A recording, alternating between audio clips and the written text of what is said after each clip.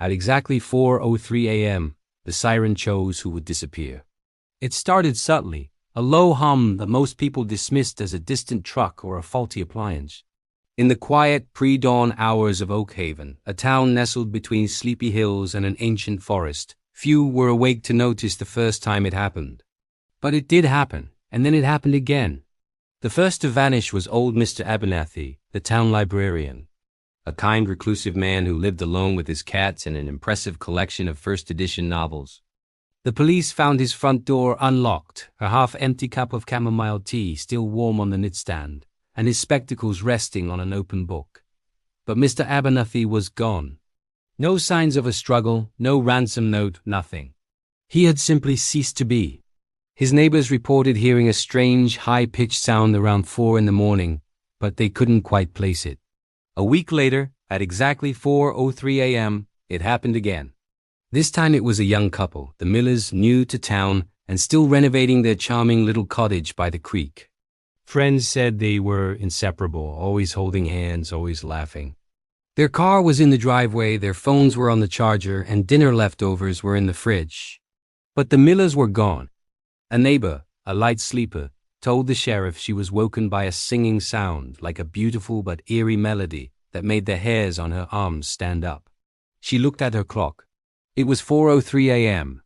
By the third disappearance, panic had begun to curdle the quiet atmosphere of Oakhaven. It was no longer a coincidence. It was a pattern. Every Tuesday, at precisely 4:03 a.m., a resident of Oakhaven would vanish without a trace, and always there were whispers of a strange, siren-like sound. The townspeople started calling it the hum. Fear was a tangible thing, a heavy blanket smothering the town. People started locking their doors with extra bolts, sleeping in shifts, and stuffing their ears with cotton wool as the dreaded hour approached. The national news picked up the story, branding Oakhaven the vanishing town. I'm a journalist, a skeptic by trade. Stories like this are usually my bread and butter mass hysteria. Small-town folklore, a logical explanation hiding just beneath the surface. My editor sent me to Oakhaven, expecting a quick debunking piece. I arrived armed with my recorder, my camera, and a healthy dose of cynicism. But Oakhaven was different. The fear here wasn't just talk. It was etched onto every face in the way people darted nervous glances at the sky, in the way conversations died down as evening fell. I spent my first few days interviewing the locals, the sheriff, and the families of the missing. The stories were all heartbreakingly similar. Loved ones gone, leaving behind perfectly normal lives as if they had just stepped out for a moment. And always the mention of the sound. Some described it as beautiful, others as terrifying, but all agreed it was hypnotic. It wasn't just a noise, it felt like it was calling to them personally. My investigation led me to the local historical society run by a sharp-witted woman named Eleanor. She was in her 70s with eyes that had seen Oakhaven through decades of change.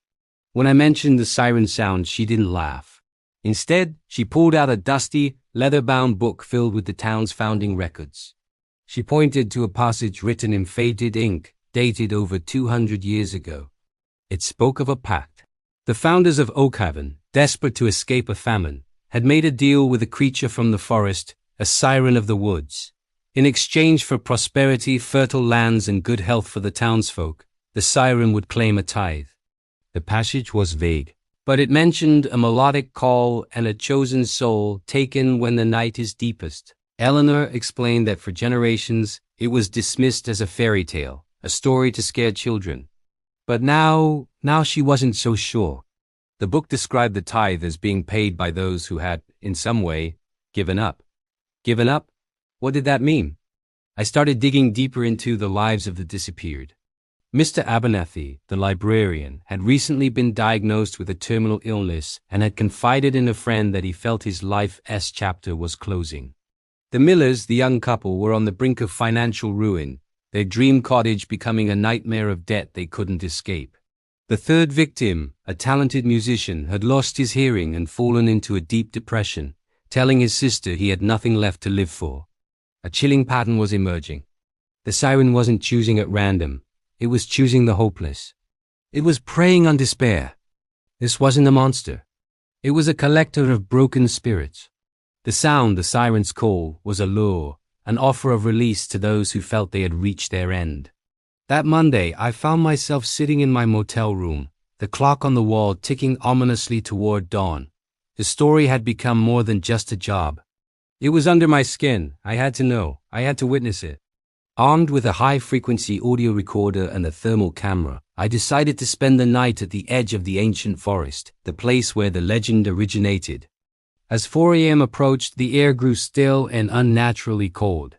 The usual night sounds of crickets and rustling leaves died away, replaced by a profound silence. My heart pounded against my ribs. Was I crazy? What if the siren chose me? A flicker of my own past failures and regrets crossed my mind. I pushed them away. I wasn't hopeless. I was a journalist. I was here for the truth. Then it began. At 4:02 a.m., a low hum started just as described. It wasn't coming from any specific direction. It was everywhere, vibrating in the air, in the ground, in my very bones. My recorder's needle went wild. Then, at exactly 4:03 a.m., the hum coalesced into a melody.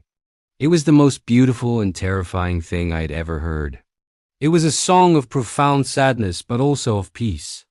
It promised an end to all pain, a quiet escape. It felt like it was digging into my mind, searching for my deepest fears, my quietest sorrows. I had to fight the urge to just listen, to let it wash over me. I forced myself to focus on the camera, scanning the tree line, and that's when I saw it. It wasn't a creature of myth, not in the way the stories described. It was a shimmering, almost translucent pillar of light, pulsing in time with the melody. It drifted slowly from the trees, moving with an eerie grace toward the town. It wasn't hostile. It was methodical. It was searching. I followed it, keeping my distance. It drifted over houses, pausing here and there, the melody seeming to intensify. It was like a sonar pinging for a specific frequency, the frequency of despair. It stopped over a small house on the edge of town. I knew the man who lived there. A retired factory worker, a widower who had lost his wife a year prior and had rarely left his house since. The light enveloped the house, and the melody swelled to a crescendo. I couldn't see what was happening inside, but I could feel it. A sense of finality, of release. Then, as quickly as it came, the light receded, pulling back into the forest, the melody fading into the pre-dawn quiet.